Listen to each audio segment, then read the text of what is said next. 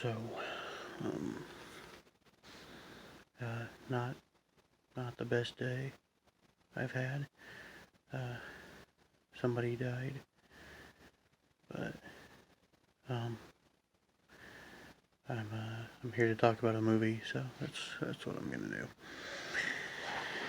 do. So, the assignment was to watch a body horror movie. Wasn't really sure what all that would entail. What qualifies, you know.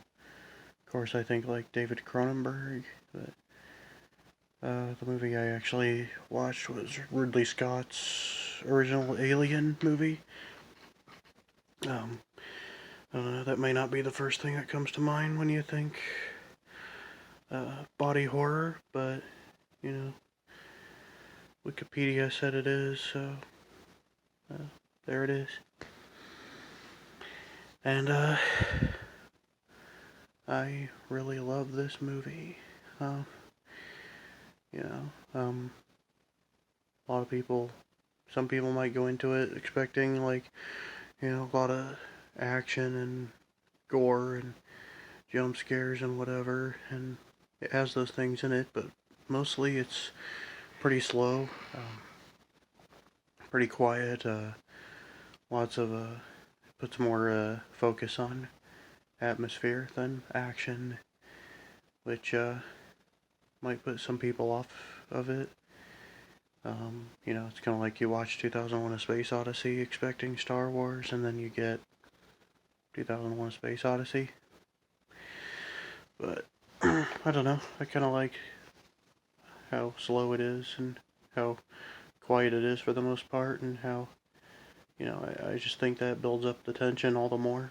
You know, how, like, you never know when the silence could be broken, and this alien xenomorph thing could just jump out of the shadows and eat you. Like, and it's just all the more scary, honestly, that you know, they're up in the spaceship, so they can't really, you know, run away from the alien.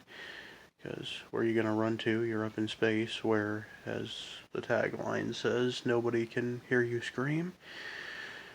And yeah, and honestly, I think they do a good job of making us care about the main characters in it too. They're not just a collection of people who are waiting to die. Like, they all have their own personalities, and you know, of course, you got the hero Ripley, played by Sigourney Weaver. You got the captain, Tom Skerritt. You got the robot, as it turns out, Ash, played by Ian Holm. John Hurt as the guy that the alien pops out of his chest. That's probably where the body horror part comes in. You got the other woman, played by Veronica Cartwright. The one who, in real life, freaked out the most when the alien thing happened, because from what I understand, they didn't know, the cast didn't know that popping out of the chest and splurting blood everywhere thing was going to happen, so their reactions that you see in the movie are legitimate. But, and honestly, the design of the creature, like, it's been praised to no end, how H.R. Geiger designed this, you know, completely unique alien, like you've never seen anything like it anywhere else, and it's just terrifying.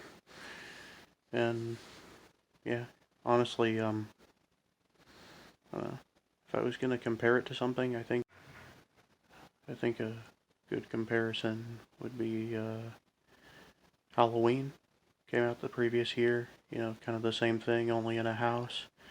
Where you got the final girl who has more sense than all the rest of the characters, trying to, you know, protect everybody else and save herself, and she's the one who ends up surviving in the end. You know, you didn't see that too much with blockbusters, where the female is the lead and she's the smartest one.